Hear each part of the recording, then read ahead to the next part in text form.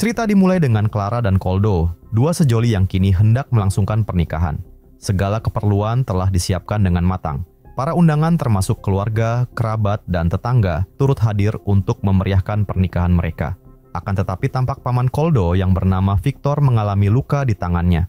Ia menjelaskan bahwa luka tersebut akibat gigitan seekor anjing yang terbaring di tepi jalan.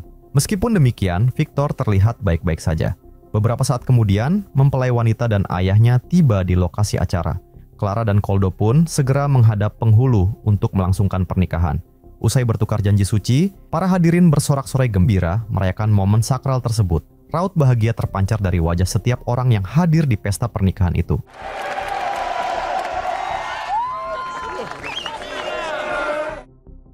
Tidak lama kemudian, seorang pria datang dan mempersilahkan para tamu untuk memasuki bus, karena mereka akan melanjutkan resepsi pernikahan di lokasi berbeda. Malam harinya, pesta pernikahan semakin meriah dengan alunan musik yang mengiringi, dan semua orang berdansa di tempat tersebut.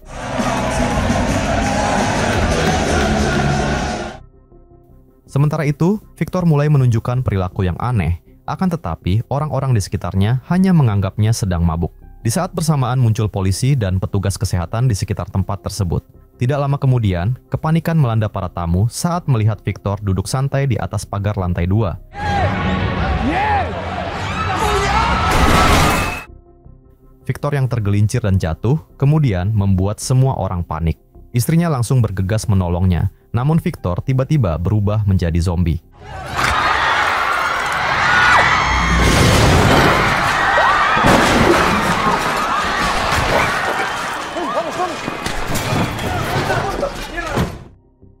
Pernikahan yang awalnya dipenuhi kebahagiaan itu pun kini berubah menjadi bencana.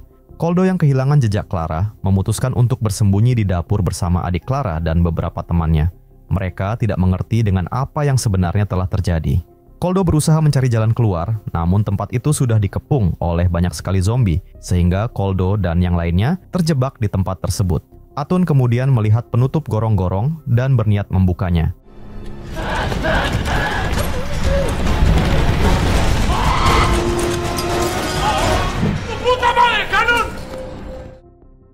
Adrian kemudian melihat saluran ventilasi, sehingga mereka bergegas membukanya untuk melarikan diri. Namun sayangnya tubuh Atun terlalu besar dan tidak mungkin melalui lubang kecil itu, sehingga mereka terpaksa meninggalkan Atun dan berjanji untuk kembali menyelamatkannya.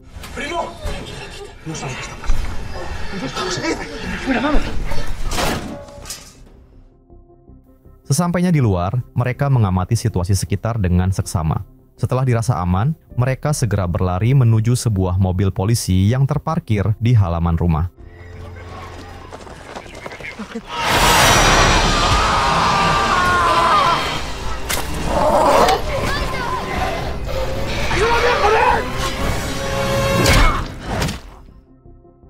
Dan ketika Cannon hendak menghubungi polisi untuk meminta bantuan, namun sayangnya polisi di sebelahnya sudah bangkit menjadi zombie.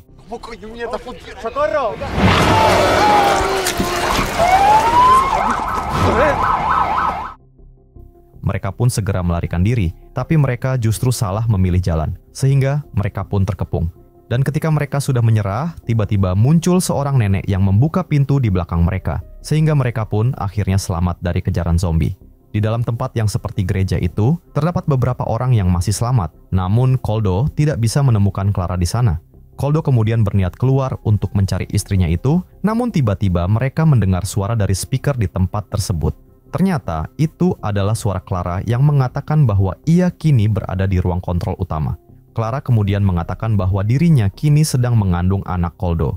Dan mendengar kabar tersebut, Koldo pun begitu bahagia dan berdoa agar Clara bisa selamat. Dan tidak mau mengandalkan doa saja, Koldo dan seorang temannya yang bernama Charlie kemudian keluar untuk menjemput Clara.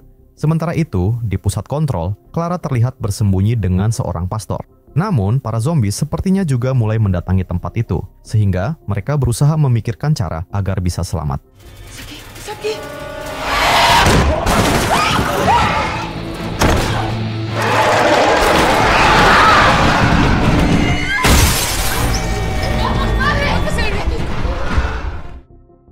Pada saat itu Clara dan sang pastor turun ke lantai 2, namun Koldo tidak menyadari hal itu karena ia sedang bersembunyi dari zombies yang ada di dekatnya. Dan karena hal itu, mereka berdua yang sebenarnya cukup dekat, kemudian saling bersalipan tanpa sadar. Clara kemudian berjalan pelan-pelan karena ia mendengar ada suara mencurigakan di dekatnya.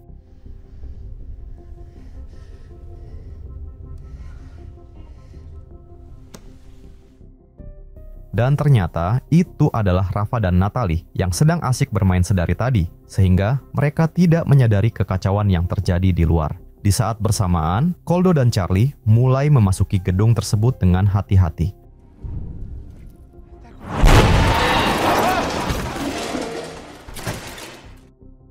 Clara dan ketiga orang lainnya berusaha melarikan diri dari tempat tersebut. Namun sayangnya, mereka justru bertemu dengan beberapa zombie.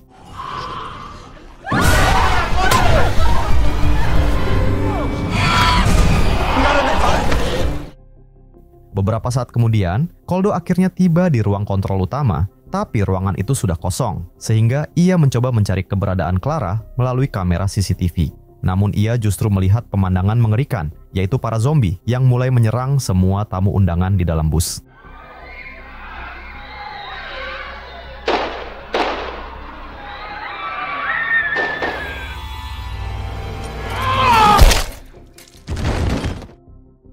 Sementara itu, Clara dan dua orang temannya memasuki ruangan gelap, dan mereka dikejutkan oleh John yang terjebak dalam kostum SpongeBob karena ia tidak membawa baju ganti. Setelah Clara menyalakan lampu, ia mencoba menenangkan Natalie yang ketakutan. Dan sementara John dan Rafa berusaha membuka pintunya, mereka semua tidak menyadari keberadaan zombie yang mengintai dari balik kaca.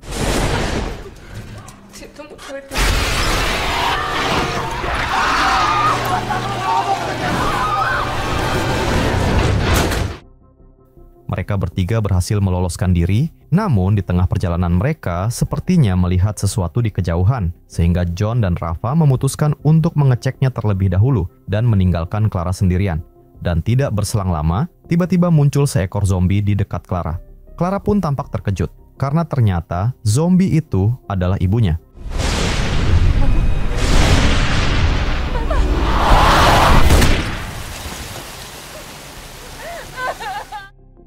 Clara terlihat begitu sedih melihat kematian ibunya, namun mereka tidak bisa berlama-lama di tempat itu karena para zombie mulai berdatangan setelah mendengar suara tembakan barusan.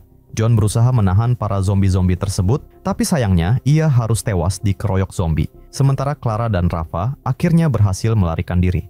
Mereka masuk ke dalam sebuah terowongan bawah tanah yang sepertinya akan membuat mereka bisa menjauh dari tempat ini jika mereka menyusuri lorong tersebut.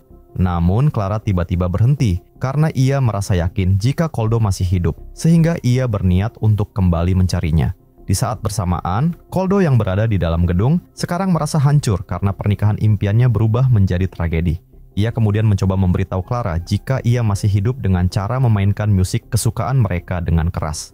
Dan benar saja, Clara kemudian mendengarnya dan ia semakin yakin jika Koldo masih hidup. Ia kemudian melihat sebuah gergaji mesin di dekatnya, dan Clara langsung mengambilnya untuk melawan para zombie.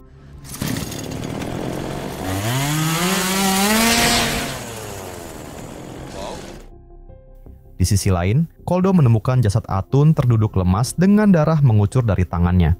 Ternyata, Atun memilih untuk mengakhiri hidupnya sendiri. Namun tanpa ia sadari, ternyata ada zombie Victor di belakangnya.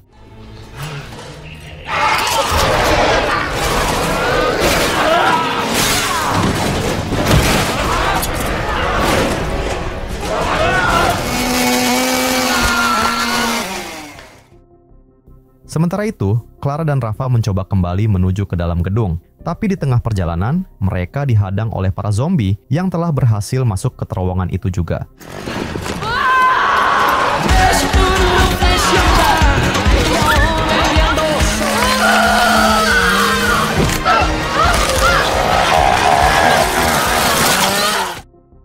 Dan sayangnya, Rafa kemudian tergigit zombie, sehingga Clara terpaksa menghabisinya.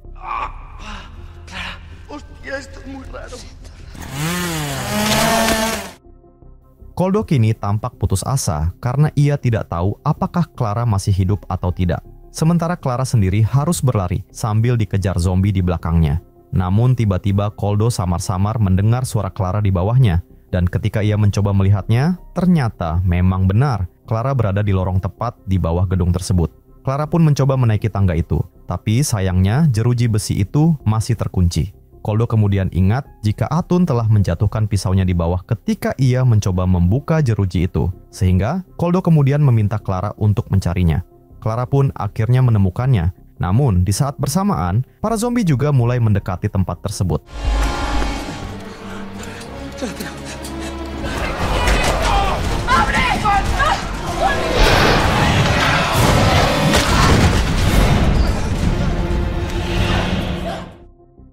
Dan akhirnya mereka bisa bersatu kembali.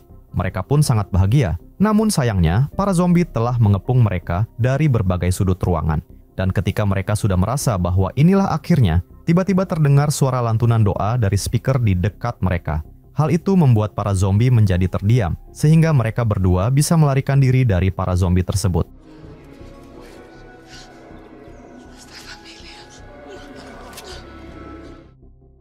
Ternyata, orang yang melantunkan doa tersebut adalah pastor tadi yang masih selamat. Mereka berdua kemudian bergegas keluar dari gedung tersebut, tapi tiba-tiba muncul seekor zombie yang menyerang Clara.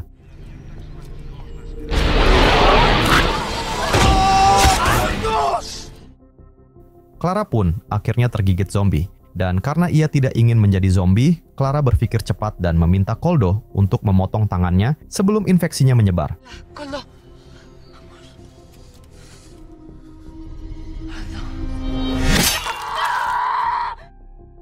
Mereka berdua kemudian segera pergi meninggalkan tempat itu. Namun, sesampainya di depan gerbang, mereka sangat terkejut ketika melihat seluruh area ini telah dikarantina. Dan yang lebih mengenaskan lagi, meski Clara telah mengorbankan tangannya, tapi infeksinya sudah menyebar lebih cepat dari perkiraan, sehingga Clara pun mulai berubah menjadi zombie. Melihat hal itu, Koldo yang sangat mencintai Clara tidak sanggup meninggalkan istrinya itu. Ia kemudian membawa Clara berjalan menuju gerbang. Para tentara yang berjaga menghadang mereka memerintahkan Koldo untuk melepaskan Clara karena mereka tahu jika Clara telah terinfeksi virus zombie. Namun Koldo menolak. Ia justru mencium Clara sehingga ia juga terinfeksi virusnya. Dan karena hal itu, para tentara itu pun langsung menembaki mereka berdua hingga tewas.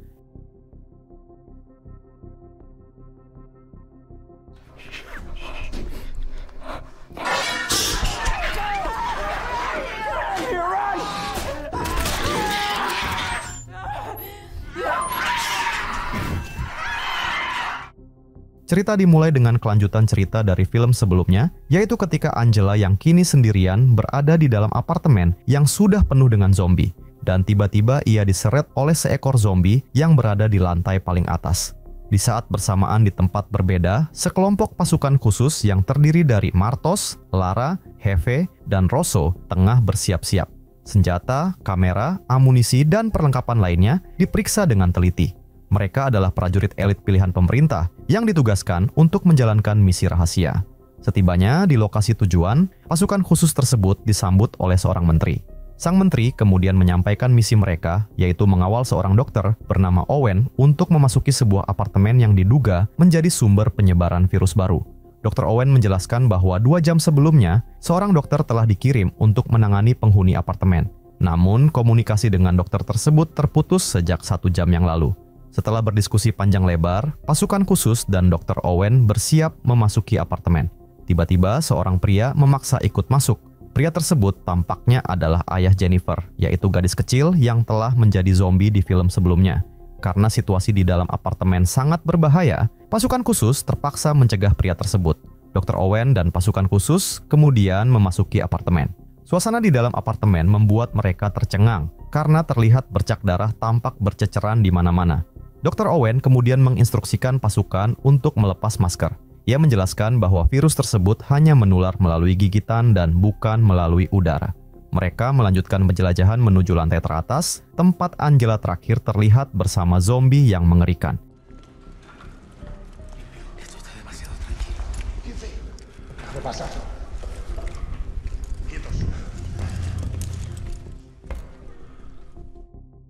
Namun saat tiba di ruangan tersebut, mereka mendapati ruangan itu kosong. Dr. Owen segera memerintahkan pasukan untuk mendokumentasikan semua hal penting yang ada di sana.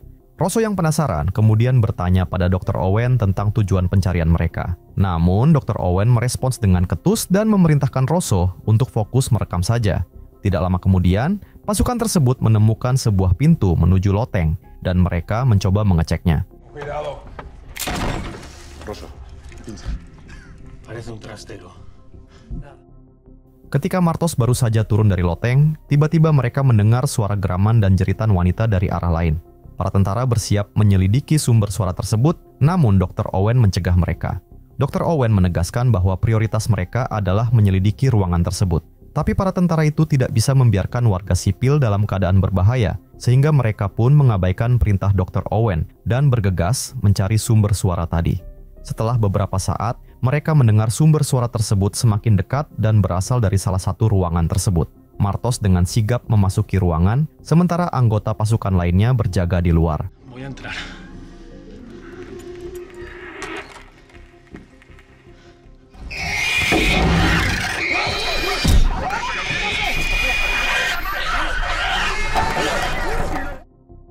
Mendengar suara ribut itu, tim yang tersisa segera menyusul Martos. Namun sayangnya, Martos sudah menjadi zombie dan langsung menyerang mereka.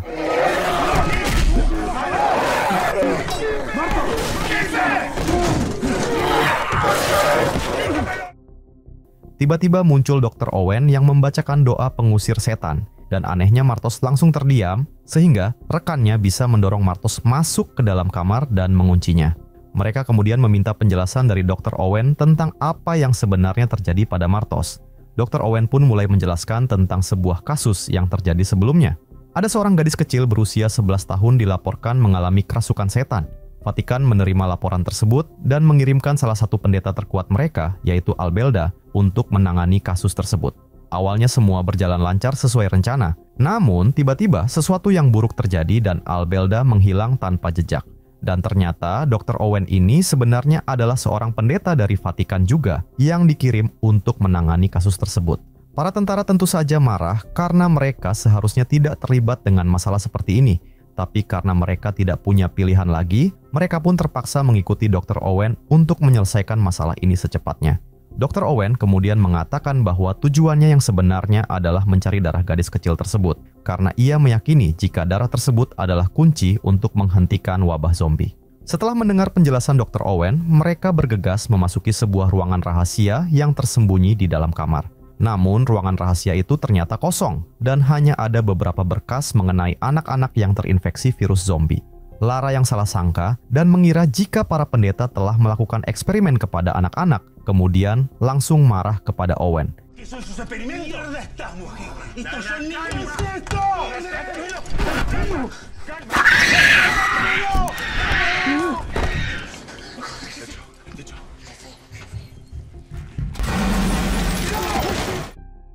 Dan ketika mereka menembakinya, mereka justru menemukan mayat Albelda yang sudah mengering.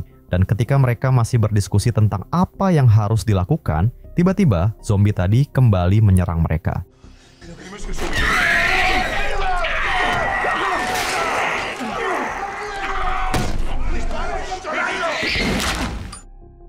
Dr. Owen yakin jika Albelda menyembunyikan sampel darahnya di loteng, sehingga Lara mencoba memeriksa lotengnya.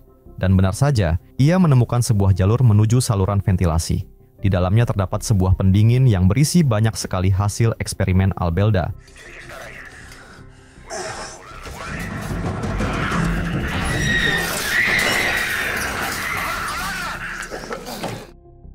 Dan beruntungnya, Lara berhasil melarikan diri dari kejaran zombie-zombie barusan. Dr. Owen kemudian segera melakukan tes untuk memastikan keaslian darah tersebut.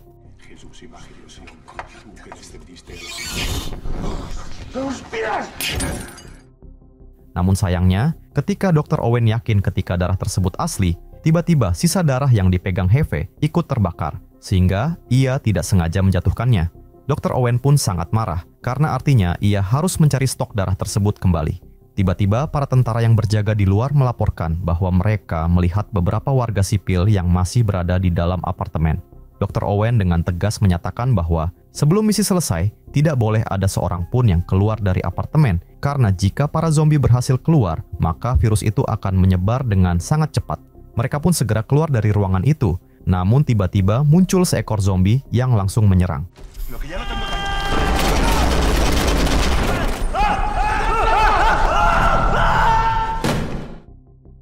Mereka kemudian melihat para warga sipil yang sebelumnya dilaporkan oleh para tentara, sehingga mereka pun langsung mengejarnya. Tiba-tiba mereka mendengar suara raungan zombie, dan di saat bersamaan gerombolan zombie dari lantai atas mulai berdatangan, sehingga mereka terpaksa melawan para zombie tersebut.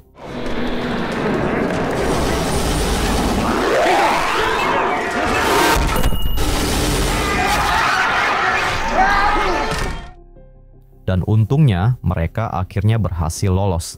Tapi mereka baru sadar jika Lara tidak bersama mereka. Rosso segera menghubungi Lara melalui alat komunikasi. Ternyata Lara saat itu berada di ruangan di depan mereka. Heve meminta Lara untuk tetap di dalam ruangan tersebut, sementara ia dan Rosso akan mencari jalan keluar lain. Namun Lara tidak bisa berdiam di situ karena ruangan tersebut dipenuhi oleh gerombolan zombie.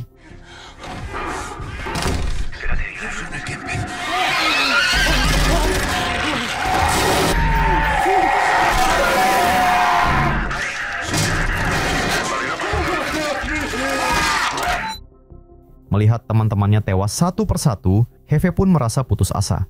Ia memohon kepada Dr. Owen untuk segera membawa mereka keluar dari apartemen tersebut.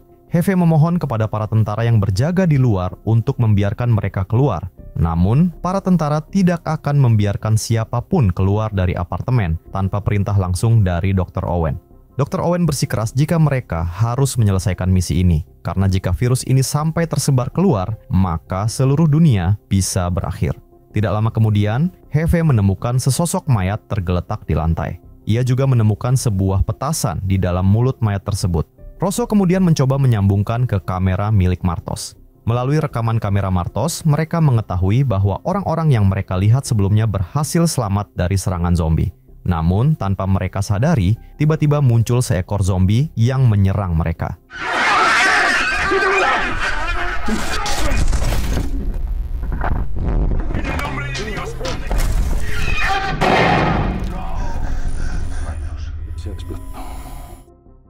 Beberapa menit sebelumnya di tempat lain, terlihat sekelompok anak yang sedang asyik bermain petasan. Kemunculan sebuah helikopter mengejutkan mereka. Tidak lama kemudian, pasukan khusus datang dan memerintahkan mereka untuk segera meninggalkan lokasi tersebut. Saat proses evakuasi berlangsung, terlihat apartemen tersebut telah dikarantina dari berbagai sisi. Tampak Dr. Owen dan para tentara yang mulai memasuki apartemen. Terlihat pula seorang petugas pemadam kebakaran yang bernama Joven dan ayah Jennifer yang sedang menuju ke suatu tempat. Mereka kemudian mengikuti kedua orang itu, yang ternyata berniat masuk ke dalam apartemen melalui saluran selokan.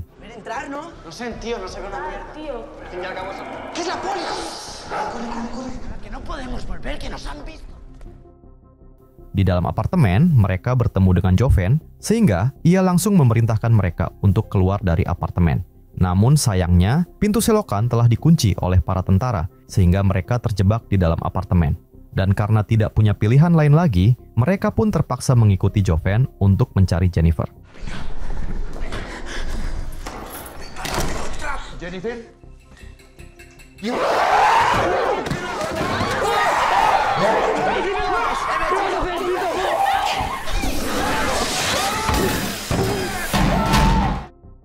Dalam kejadian barusan, ayah Jennifer tergigit zombie tersebut. Namun mereka semua tidak tahu jika tergigit artinya mereka telah terinfeksi. Mereka pun sangat takut setelah mengalami kejadian barusan, khususnya para bocah-bocah itu. Sehingga mereka mencoba melarikan diri melewati jendela.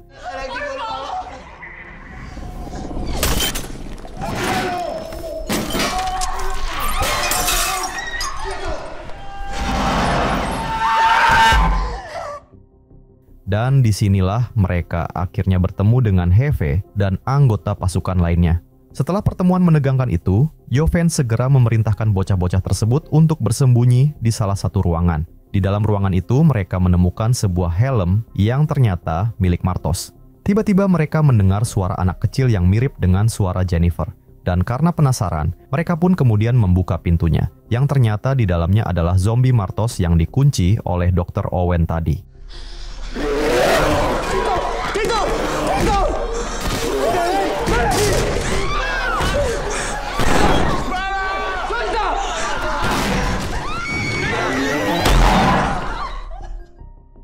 Tidak lama kemudian, mereka bertemu dengan Heve dan yang lainnya. Saat menyadari salah satu bocah tersebut tergigit zombie, Dr. Owen segera memerintahkan Heve untuk menahan mereka.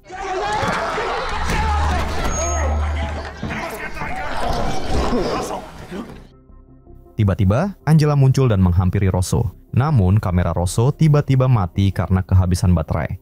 Mereka segera mengganti baterai kamera dengan baterai cadangan milik pasukan.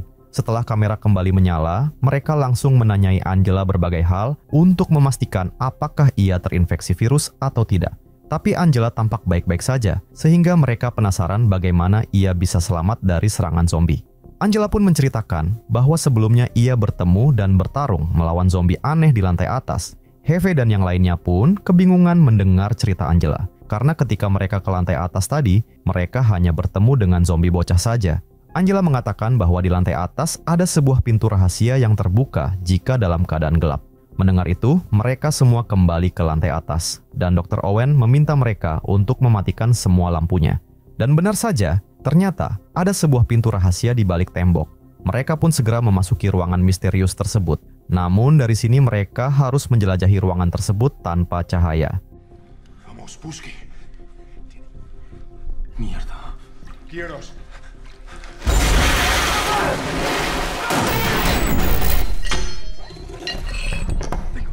La tengo. Soy yo. Tranquila.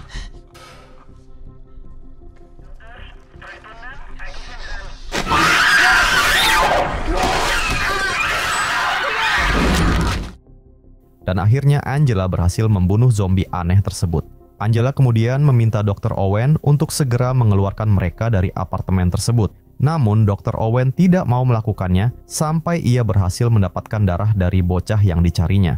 Namun tiba-tiba sikap Angela berubah drastis dan ia langsung menyerang mereka berdua.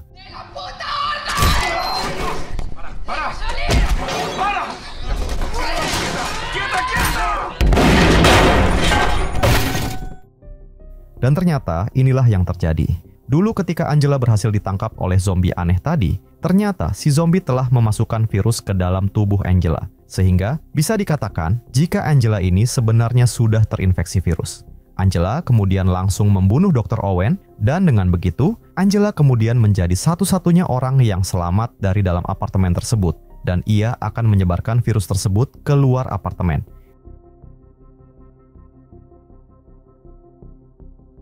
Cerita dimulai dengan seorang reporter yang bernama Angela dan kameramennya, yaitu Pablo, yang sedang mendokumentasikan keseharian para pemadam kebakaran.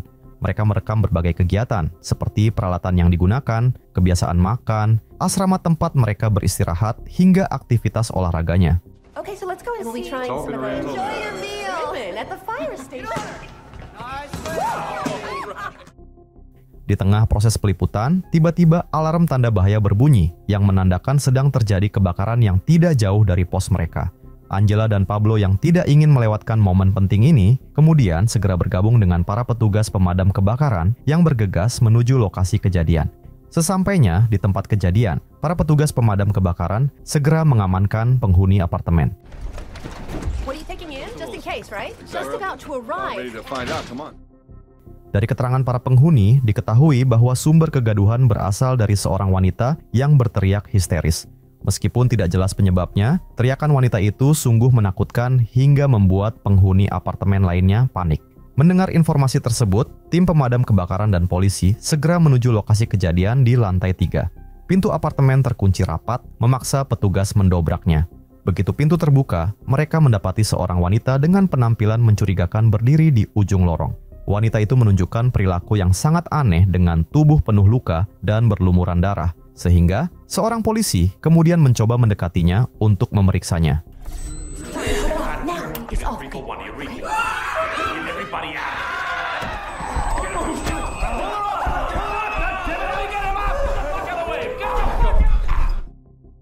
Mereka pun sangat panik dan mencoba keluar, namun ketika mereka sampai di depan pintu, ternyata pintu gerbang telah diblokade dan dijaga ketat oleh pasukan tentara yang baru tiba. Para tentara mengumumkan karantina wilayah bagi seluruh penghuni apartemen. Keputusan ini sontak menimbulkan kepanikan dan perdebatan sengit di antara para penghuni. Di tengah situasi yang semakin kacau, seorang petugas pemadam kebakaran yang berjaga di lantai atas tiba-tiba terjatuh dan mengalami luka. What is it telling you? Just tell me. Don't you even fucking think about it. My husband is outside. Oh, shit. Somebody's screaming. Bersamaan dengan itu, terdengar jeritan seorang wanita yang memohon bantuan. Mendengar itu, salah satu petugas pemadam kebakaran yang bernama Manu segera mengajak seorang polisi, yaitu Sergio, untuk naik ke lantai atas. Angela dan Pablo tidak mau ketinggalan merekam kejadian itu, sehingga mereka langsung mengikuti kedua petugas itu. Tapi setibanya di lantai atas, mereka dihadang oleh seorang wanita dengan luka parah di tangannya. What's going on? She's dead. Stay where you are. Don't move! Don't move! Come on, let's go. Fuck. Manu dan Sergio kemudian memutuskan untuk menerobos blokade. Angela tetap melanjutkan tugasnya, yaitu melaporkan setiap perkembangan yang terjadi. Ketika mereka berusaha bernegosiasi dengan tentara di luar, mereka diinstruksikan untuk menerapkan protokol kesehatan BNC atau Biological, Nuclear, or Chemical Threat Situation. Hal ini mengindikasikan adanya wabah, radiasi, atau ancaman berbahaya lainnya di dalam apartemen. Mereka diperintahkan untuk tetap berada di dalam untuk mencegah penyebaran wabah. Pihak tentara berjanji akan mengirimkan tim medis untuk memeriksa setiap orang sebelum diizinkan keluar. Suasana semakin mencekam ketika seorang ibu panik karena anaknya mengalami demam tinggi. Another way to get out urgently. The health officer is coming in. Let's go back to My daughter has a fever. Where are you going? Dalam keputusasaan, beberapa penghuni termasuk Angela berusaha melarikan diri melalui jendela di lantai 2. Namun, aksi mereka dihentikan oleh tentara di luar yang memberikan ancaman tegas. Mereka diperingatkan untuk menjauh dari jendela atau akan menerima konsekuensi yang fatal. Sergio datang dan berusaha menenangkan semua orang, meyakinkan mereka bahwa akan ada jalan keluar yang aman. Waktu terus berlalu, namun mereka tetap terkurung di dalam apartemen tanpa kejelasan. Seorang penghuni apartemen yang memiliki pengetahuan medis yang bernama Guillem berusaha memberikan pertolongan pertama kepada polisi dan petugas pemadam kebakaran yang terluka. Menurut Guillem, kondisi mereka masih dapat diselamatkan jika segera mendapatkan perawatan intensif di rumah sakit.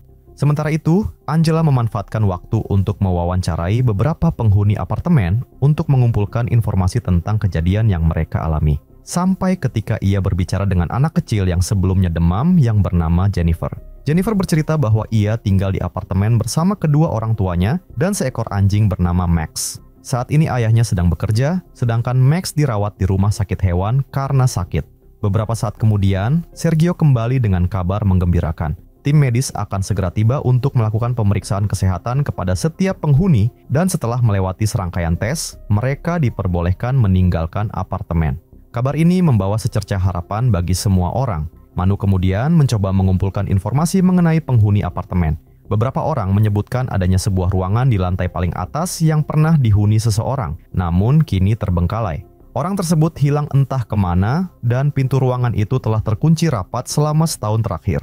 Kemudian seorang wanita Jepang yang bernama Akemi mengatakan bahwa ayahnya yang sedang sakit masih berada di lantai 3. Dan seketika itu juga, para penghuni lain mulai menuduh merekalah yang menyebarkan virus itu. Sehingga para penghuni lainnya meminta petugas untuk mengevakuasi ayah Akemi paling terakhir setelah semua orang berhasil keluar dari apartemen. Beberapa saat kemudian, tim medis pun datang sambil mengenakan seragam APD lengkap. Mereka segera memeriksa kondisi polisi dan petugas pemadam kebakaran yang kritis. Angela dan Pablo diam-diam merekam mereka. It's still recording. Careful. I'm okay. You see anything? Oh, fuck's sake, say. What is what? I don't know. Giving him a shot. We're giving him the fire. What? What? Pablo, what's happening? Pablo, Let's get out of here now! Now!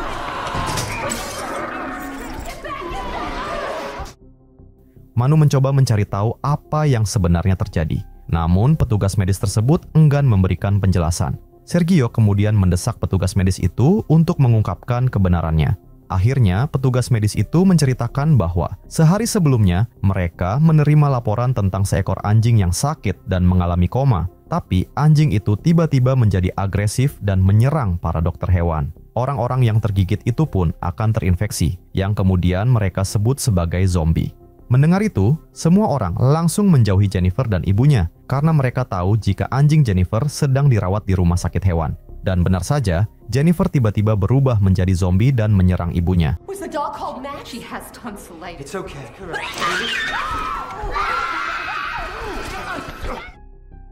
Ibu Jennifer segera diborgol untuk mencegahnya menyebarkan infeksi. Petugas medis kemudian memerintahkan Manu untuk mencari Jennifer dan menyuntiknya dengan obat penenang agar dapat dilakukan penelitian lebih lanjut. Namun sesampainya di lantai atas, mereka terkejut karena mayat wanita gila dan wanita yang sebelumnya terluka telah menghilang. Meskipun demikian, mereka akhirnya berhasil menemukan Jennifer. Tapi saat Sergio hendak menyuntik Jennifer, ia tiba-tiba langsung menyerangnya. Jennifer, careful.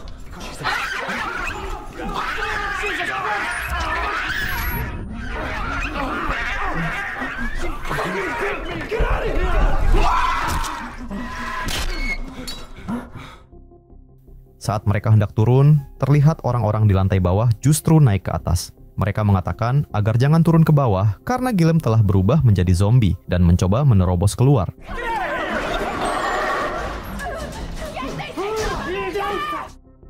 Setelah berhasil menahan Gilem, Manu meminta petugas medis untuk segera membuka pintu dan mengevakuasi mereka. Tapi kunci apartemennya ternyata dibawa oleh Sergio.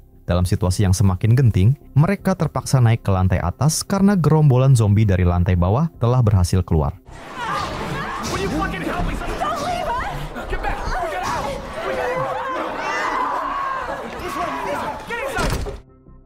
Dan kini hanya tersisa Manu, Cesar, Angela, Pablo, dan petugas medis saja yang berhasil bertahan hidup. Mereka berlindung di dalam sebuah ruangan kecil. Namun, keadaan semakin buruk ketika petugas medis menyadari jika ia telah tergigit. Menyadari hal itu, ia pun langsung mengunci diri di dalam toilet agar ia tidak menyerang orang lain saat berubah menjadi zombie. Di tengah keputusasaan, Cesar memberikan secercah harapan. Ia mengatakan kalau ada jalan keluar lain melalui saluran pembuangan air di basement. Tapi, untuk mencapai basement, mereka membutuhkan kunci yang saat ini dibawa oleh Gilem. Di tengah diskusi tersebut, petugas medis yang akhirnya telah berubah menjadi zombie tiba-tiba menyerang Cesar. The textile shop to me. There's a basement. Are you gonna open it?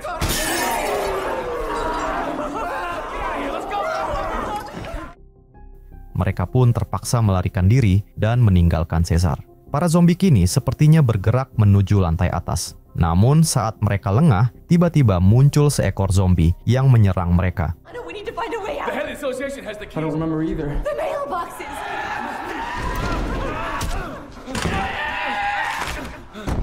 Go! Mereka kemudian turun ke lantai bawah untuk mencari kamar Gilem.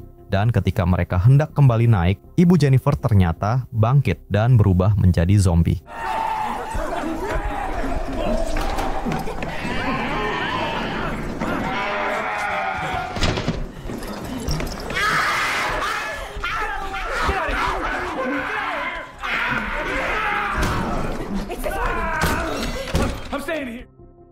Beberapa saat kemudian, Angela akhirnya menemukan kunci tersebut dan mereka bergegas kembali untuk menjemput Manu. Tapi sayangnya, Manu telah terinfeksi dan berubah menjadi zombie juga, sehingga mereka harus melarikan diri dari kejaran zombie.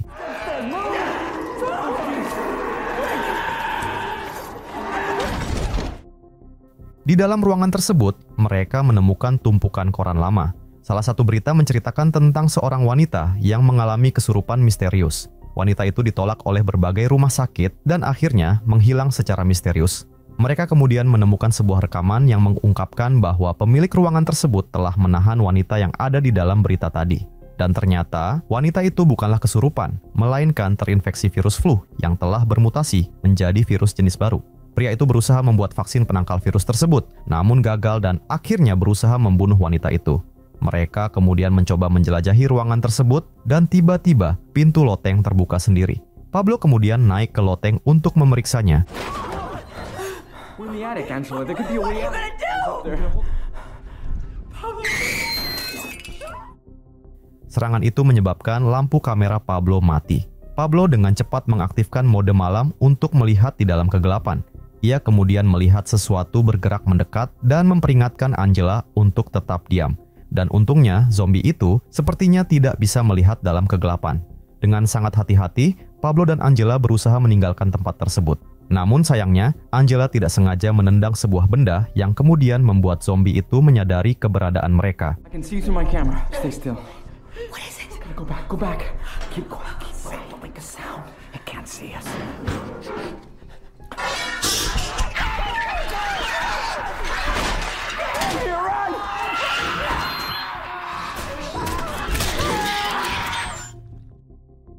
Dan akhirnya, Pablo pun tewas. Angela dengan cepat mengambil kamera Pablo dan berusaha bersembunyi. Namun sayangnya, ia ditemukan dan diseret keluar oleh zombie itu, dan rekaman video itu pun berakhir.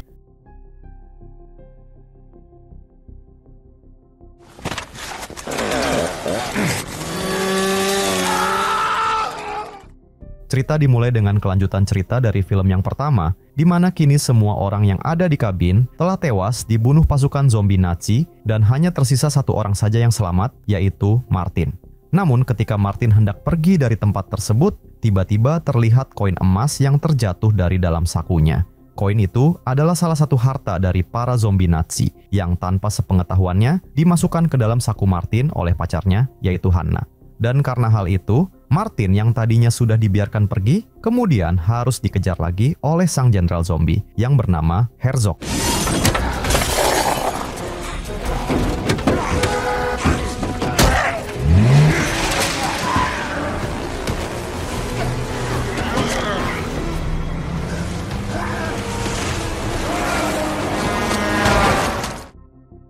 Dan karena tabrakan barusan, kemudian membuat tangan Herzog patah dan terjatuh ke dalam mobil. Dan ketika Martin akhirnya merasa lega telah berhasil meloloskan diri, namun Martin yang sudah sangat kelelahan, kemudian kehilangan kesadaran dan membuat mobilnya terguling.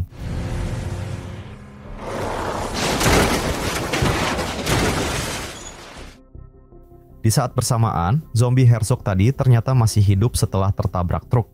Ia dan pasukannya kemudian melihat logo pada truk tersebut yang tertulis Talvik, di mana Talvik adalah nama kota yang dulu ditugaskan oleh Hitler kepada Herzog untuk dihancurkan. Sehingga karena mereka sekarang sudah bangkit kembali, Herzog pun berniat untuk melanjutkan misi tersebut. Beberapa waktu kemudian, Martin pun tersadar dan ia kini berada di rumah sakit. Seorang polisi kemudian menginterogasinya dan menanyakan apa yang telah terjadi. Martin pun kemudian menceritakan tentang kematian semua teman-temannya karena dibunuh oleh pasukan zombie Nazi. Namun polisi itu tentu tidak percaya dengan cerita seperti itu dan menganggap jika Martin sudah gila. Hal itu bukan tanpa sebab, karena para polisi telah menemukan sidik jari di kapak yang telah menewaskan Hannah, sehingga polisi yakin jika Martinlah yang sebenarnya sudah membunuh teman-temannya. Sang dokter kemudian menenangkan Martin dan mengatakan bahwa lengannya yang terputus di dalam mobil telah disambungkan kembali. Mendengar itu, Martin pun langsung terkejut karena tangan yang terputus di dalam mobilnya adalah milik Herzog. Dan benar saja, tangan Martin yang baru disambung itu pun kemudian mulai bergerak sendiri dan membunuh semua orang di tempat tersebut.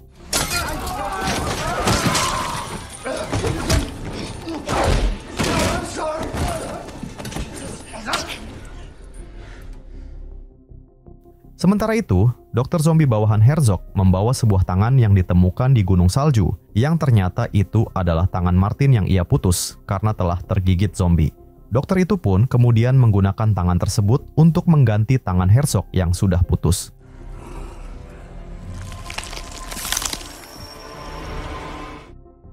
Setelah lengannya kembali utuh, Herzog kemudian menggunakan tangannya untuk membangkitkan orang-orang yang telah mati menjadi zombie.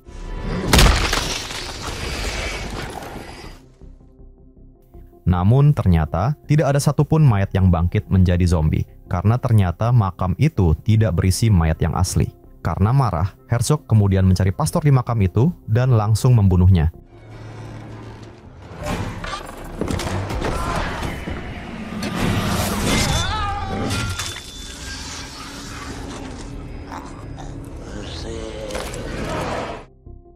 Jadi di film ini, para zombie tidak bisa menginfeksi orang yang digigitnya menjadi zombie, melainkan kekuatan Herzoglah yang mampu membangkitkan orang mati menjadi zombie. Beberapa saat kemudian, Martin yang siuman mendapati dirinya terikat, dan tiba-tiba muncul seorang bocil yang bernama Bobby dari bawah ranjangnya. Bobby ternyata melihat kejadian tadi siang ketika Martin mengamuk, dan anehnya dia justru terpesona oleh lengan Martin, sehingga ia kemudian memotretnya dan mengirimkan foto tersebut kepada grupnya yang katanya adalah para pembasmi zombie. Bobby kemudian melepaskan ikatan Martin, namun tiba-tiba lengan Martin mulai bergerak tidak terkendali kembali. Can I have my chocolate now? Gotta get out.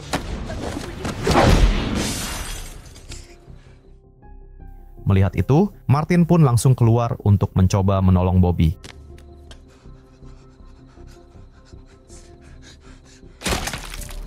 It's not what it looks like. Stop!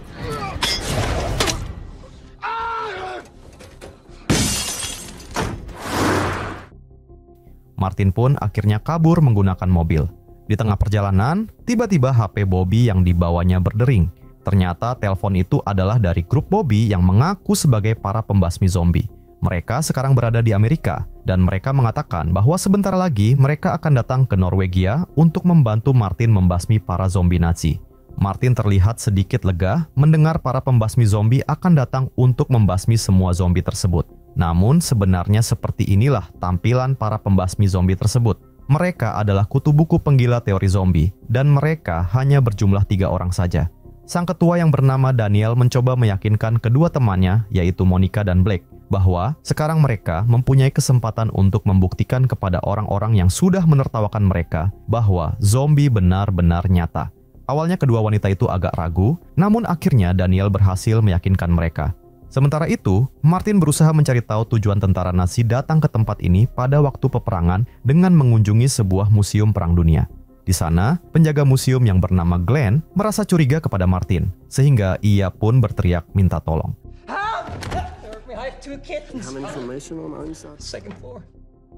Glenn kemudian menunjukkan Martin ke ruangan khusus yang menyimpan sejarah para tentara Nazi. Dan di sana, Martin kemudian mengerti jika kedatangan Nazi ke tempat ini dulunya adalah untuk menghancurkan kota Talvik. Namun sebelum mereka berhasil melakukannya, entah bagaimana dan karena apa, tiba-tiba para pasukan Nazi tersebut menghilang. Di saat bersamaan, Herzog dan pasukannya telah tiba di tempat ini juga, dan mereka mulai menyerang semua orang di tempat tersebut.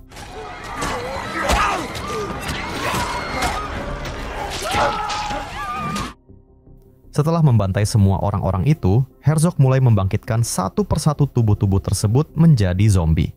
Martin dan Glenn yang melihat hal itu dari dalam museum, kemudian mencoba menghindari para pasukan zombie itu dengan cara menyamar menjadi patung.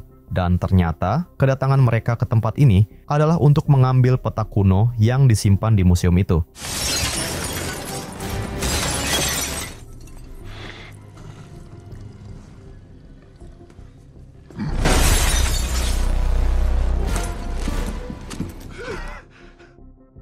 Ketika Herzog dan pasukannya telah pergi, Martin melihat beberapa zombie yang dibangkitkan tadi berkeliaran di luar, sehingga ia mencoba melawan mereka.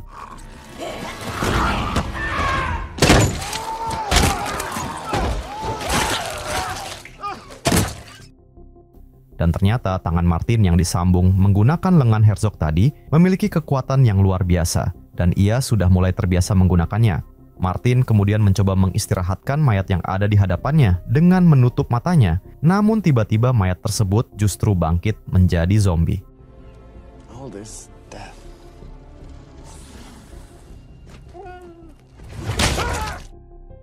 Martin pun mulai berpikir jika tangannya tersebut juga memiliki kemampuan membangkitkan zombie seperti Herzog, sehingga ia pun mencobanya sekali lagi.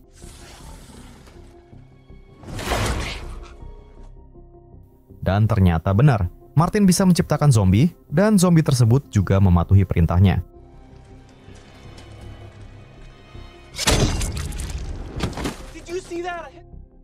Tiba-tiba muncul Daniel dan pasukan pembasmi zombie di tempat tersebut. Dan setelah melihat tampilan mereka yang sangat tidak meyakinkan, Martin pun sedikit ragu dengan kemampuan mereka. Namun Daniel berusaha meyakinkan Martin bahwa mereka bisa mengatasi wabah zombie ini. Martin kemudian membangkitkan zombie yang dibunuh Daniel barusan, dan melihat hal itu, mereka kemudian memiliki sebuah ide. Karena Herzog memiliki pasukan zombie, akan adil rasanya jika mereka juga punya pasukan zombie. Daniel pun menjelaskan rencananya, yaitu membangkitkan kembali tentara Rusia yang telah dibantai oleh pasukan Herzog di suatu tempat. Daniel dan Martin akan mencari lokasi pembantaian tentara Rusia, sementara Blake, Monica, dan Glenn bertugas untuk memperlambat pergerakan pasukan Herzog. Sementara itu, di perbatasan kota Talvik, Herzog dan pasukannya yang telah mencuri tank dari museum perang, kemudian mulai membantai penduduk sekitar untuk dibangkitkan sebagai zombie.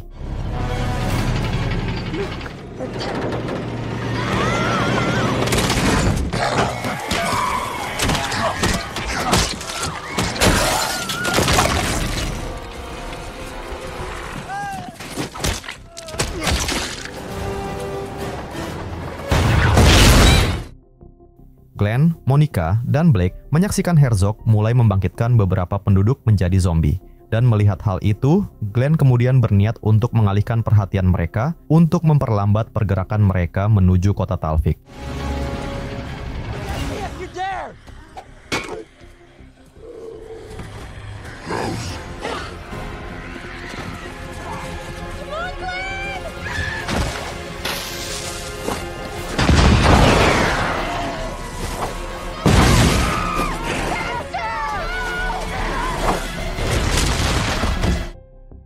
Dan ketika mereka merasa senang berhasil membunuh sebagian besar pasukan zombie, Herzog kemudian langsung memerintahkan letnannya untuk menembakkan meriam tanknya.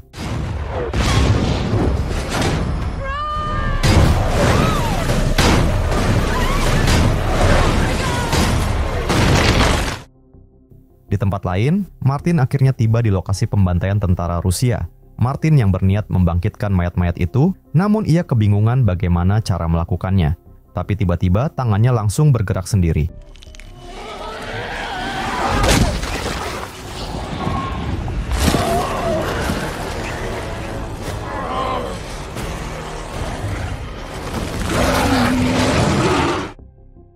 Dan akhirnya, Martin pun memiliki pasukan zombinya sendiri. Keesokan harinya, Herzog dan pasukannya akhirnya tiba di kota Talvik. Namun kota itu tampak lengang dan tidak ada satu orang pun di sana, kecuali Martin dan teman-temannya. Martin mengatakan bahwa semua penduduk telah dievakuasi dan pasukan zombie Martin kemudian muncul di belakangnya. Dan melihat musuh bebuyutannya telah bangkit kembali, Herzog pun marah dan peperangan pun akhirnya tidak bisa dihindari lagi.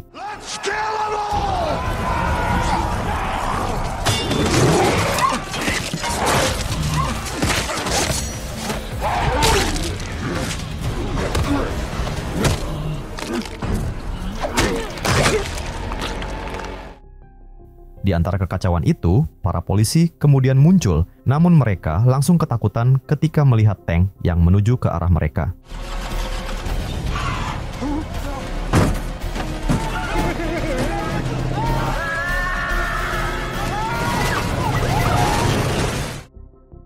Martin kemudian meminta Daniel untuk menghentikan tank tersebut, sementara Herzog sekarang masih bertarung melawan pemimpin pasukan zombie Rusia.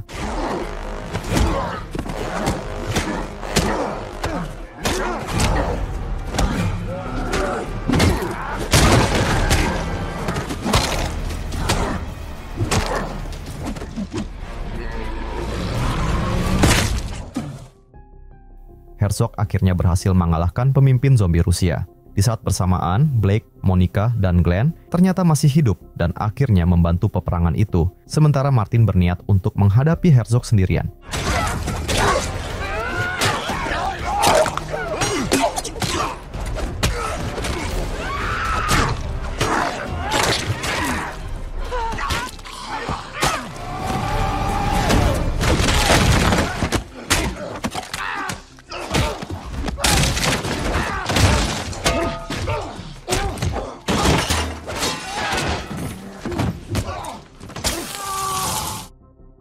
Sementara itu, Daniel kemudian masuk ke dalam tank untuk merebut kendalinya dari Letnan Zombie.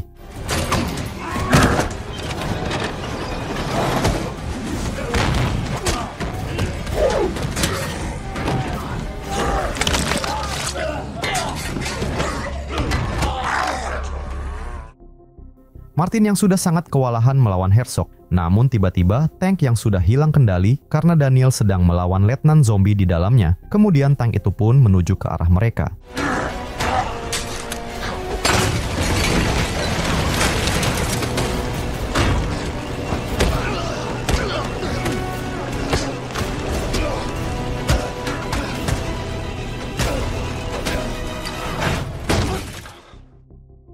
Martin yang berhasil menghajar Herzog habis-habisan, namun Daniel tiba-tiba menghentikan tanknya, sehingga Martin langsung terjatuh ke bawah.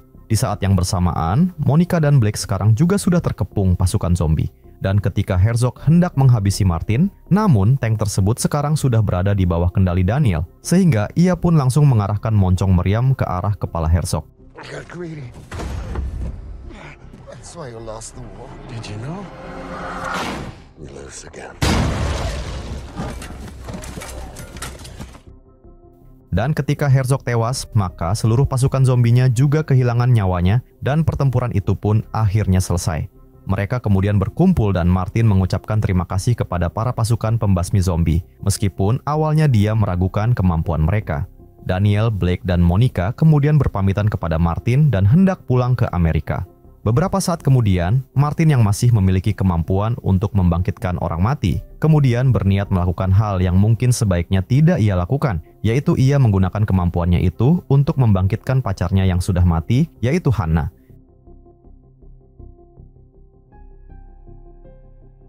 Cerita dimulai dengan seorang perempuan yang bernama Sarah yang berlari ketakutan di area bersalju. Ketika Sarah berhenti sejenak dan mengamati sekeliling dengan penuh rasa khawatir, tiba-tiba muncul segerombolan zombie yang menyerangnya dengan brutal.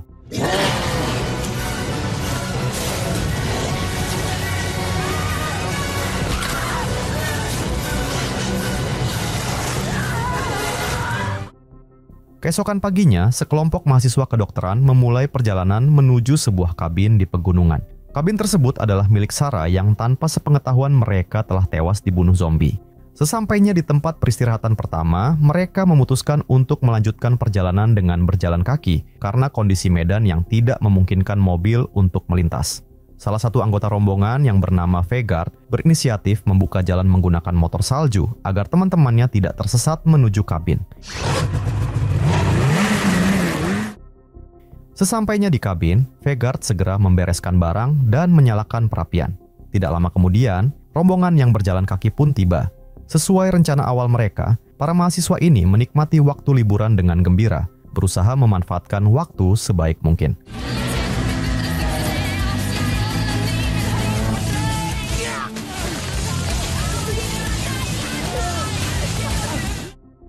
Malam pun tiba, pesta di dalam kabin pun berlangsung meriah.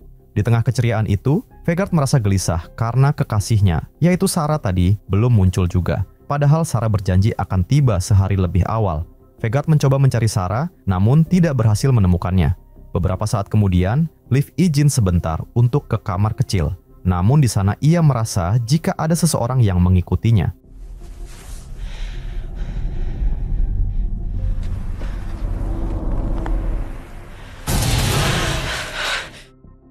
Liv pun langsung berlari ke dalam kabin dan memberitahu teman-temannya tentang apa yang ia lihat barusan. Namun teman-temannya tidak ada yang percaya dan menganggap jika Liv hanya ketakutan saja. Roy kemudian mencoba melihat keluar untuk memastikannya.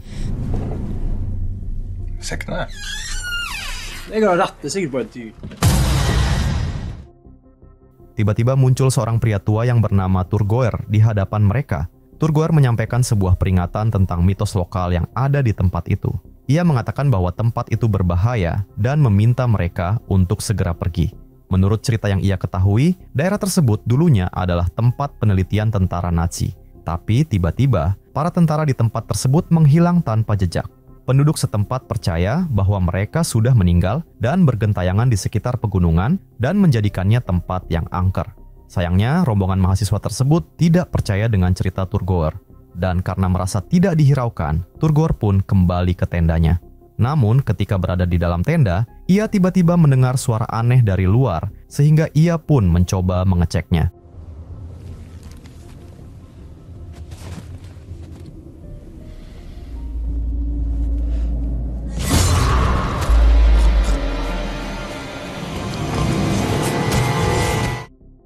Sementara itu, ketika mereka semua sudah tertidur, tiba-tiba Vegard terbangun karena ia mendengar suara yang ia kira adalah Sarah. Sarah.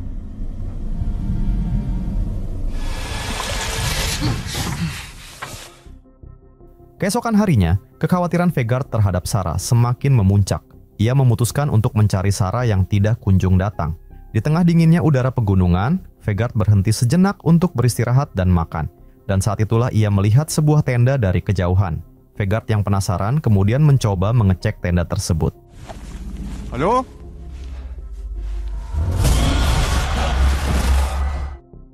Vegard kemudian melihat jejak kaki yang mengarah ke suatu tempat, dan karena ia semakin cemas terhadap nasib Sarah, ia pun mengikuti jejak tersebut.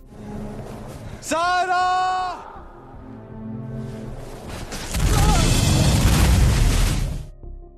Di saat yang sama, di dalam kabin, Erlen mencoba mencari minuman.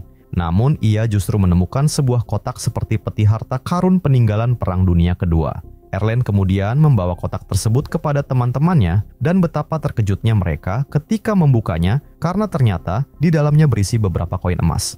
Mereka mencoba mengambil koin tersebut, namun Martin menegurnya dan meminta mereka agar jangan sembarangan mengambil sesuatu, karena mungkin itu adalah milik Vegard atau Sarah. Sehingga ia mengatakan untuk menunggu mereka berdua kembali. Malam harinya, mereka kembali melakukan pesta di kabin tersebut.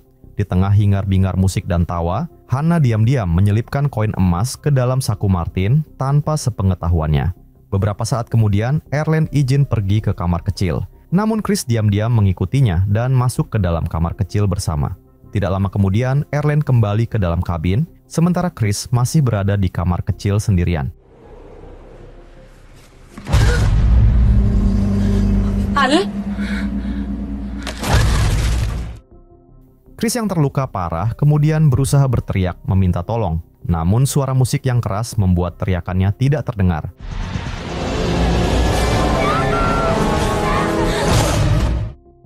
Teman-temannya pun mulai khawatir karena Chris tidak kunjung kembali. Sehingga mereka memutuskan untuk mencarinya di sekitar kabin, tapi yang mereka temukan hanyalah sebuah ransel yang tertimbun salju.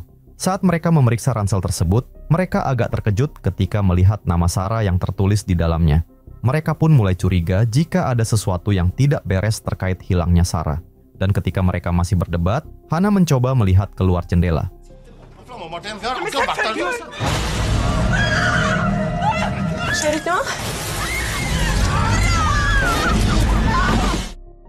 Mereka pun langsung panik dan berusaha menutup semua celah agar makhluk itu tidak bisa masuk. Mereka mencoba melihat keluar dan terlihat ada beberapa zombie yang berpakaian seperti tentara. Dan tidak lama kemudian, para zombie itu pun mencoba menyerang mereka.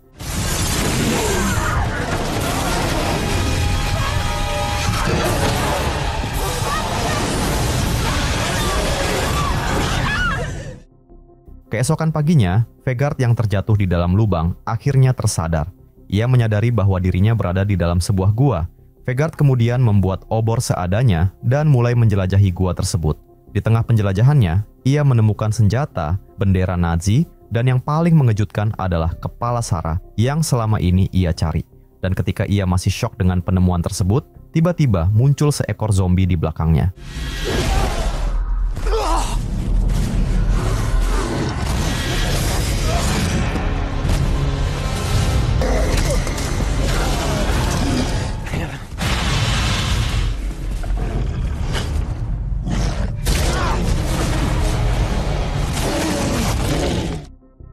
Merasa lega karena berhasil mengalahkan zombie yang menyeramkan, Vegard lengah. Ia tidak menyadari bahwa zombie pertama yang ia lawan ternyata bangkit kembali dan langsung menyerangnya.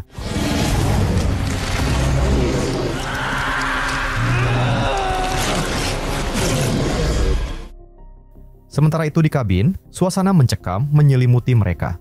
Hannah kemudian mengusulkan untuk membentuk dua kelompok. Kelompok pertama bertugas mencari jalan menuju mobil dan meminta bantuan, sementara kelompok kedua akan menunggu Vegard di kabin. Martin dan Roy kemudian mengatakan bahwa mereka akan mengalihkan perhatian para zombie, sementara Hannah dan Liv berusaha mencari jalan keluar untuk meminta pertolongan.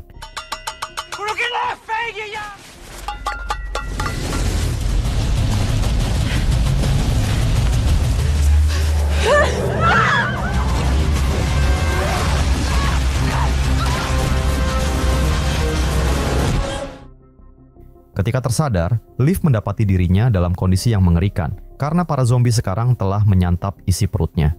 Dalam keadaan sekarat dan kesadaran yang mulai menipis, Liv kemudian mengambil granat dari salah satu zombie itu. Sementara itu, Hannah yang kebingungan kemudian berusaha menyelamatkan diri dengan cara memanjat pohon. Namun sayangnya, seekor burung gagak tiba-tiba muncul dan mengejutkannya.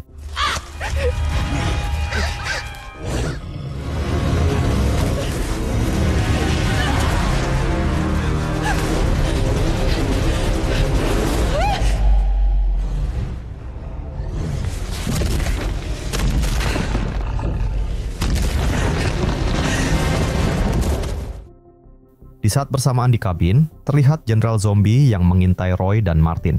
Roy berusaha membuat bom Molotov untuk melawan mereka. Namun sayangnya, ketika ia melemparnya, hal itu justru membakar kabin mereka sendiri.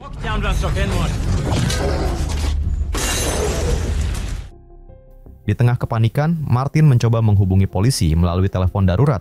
Ia melaporkan bahwa mereka sekarang diserang pasukan Nazi yang sudah menjadi zombie. Dan tentu saja, polisi menganggap kalau itu adalah lelucon, sehingga mereka langsung menutup teleponnya. Martin dan Roy kemudian bersembunyi di gudang, dan di sana mereka menemukan beberapa peralatan dan mulai menyusun strategi untuk melawan zombie.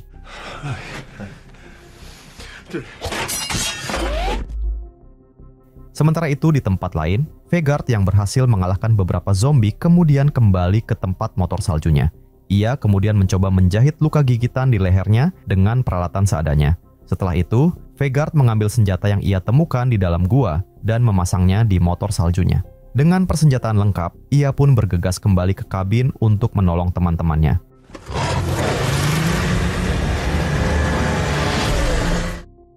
Di sisi lain, Hana yang terjatuh dari tebing tadi ternyata masih selamat dan ia berhasil keluar dari timbunan salju. Melihat zombie yang menyerangnya tadi terjebak, Hana dengan penuh amarah langsung membunuhnya.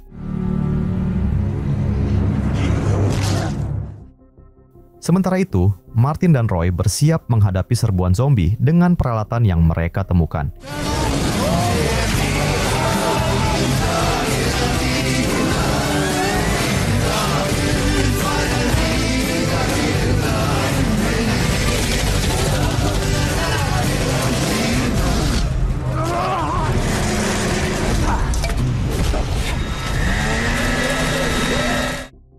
Dan ketika mereka terlihat sedikit lega setelah mengalahkan semua zombie tersebut, namun tiba-tiba muncul sekelompok zombie lain di belakang Vegard.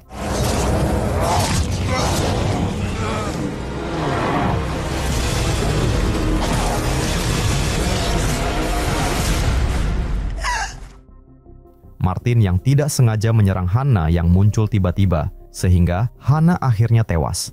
Tidak lama berselang, Jenderal Nazi kemudian muncul dan memerintahkan pasukan zombie untuk menyerang Martin dan Roy.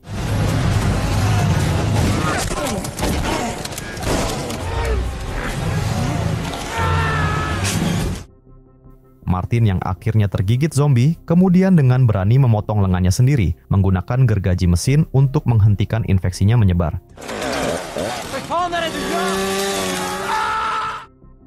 Tapi saat Martin baru saja selesai melakukannya, tiba-tiba muncul seekor zombie yang menyerangnya.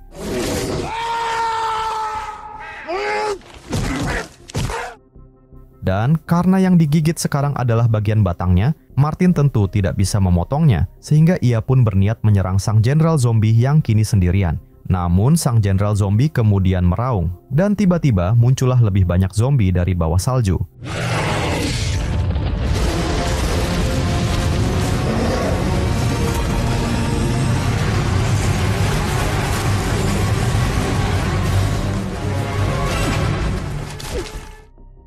Roy yang akhirnya tewas, dan Martin kemudian melihat sang jenderal zombie yang mengambil arloji antik di dalam sakunya.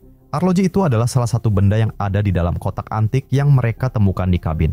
Dan menyadari jika para zombie itu sepertinya menginginkan semua isi di dalam kotak tersebut, Martin pun berlari kembali ke arah kabin yang kini sudah hancur. Sambil dikejar-kejar zombie, ia berusaha mencari kotak kecil tadi, dan akhirnya ia menemukannya. Sambil berharap jika dugaannya itu benar, Martin kemudian memberanikan diri untuk mengembalikan kotak tersebut kepada sang jenderal zombie.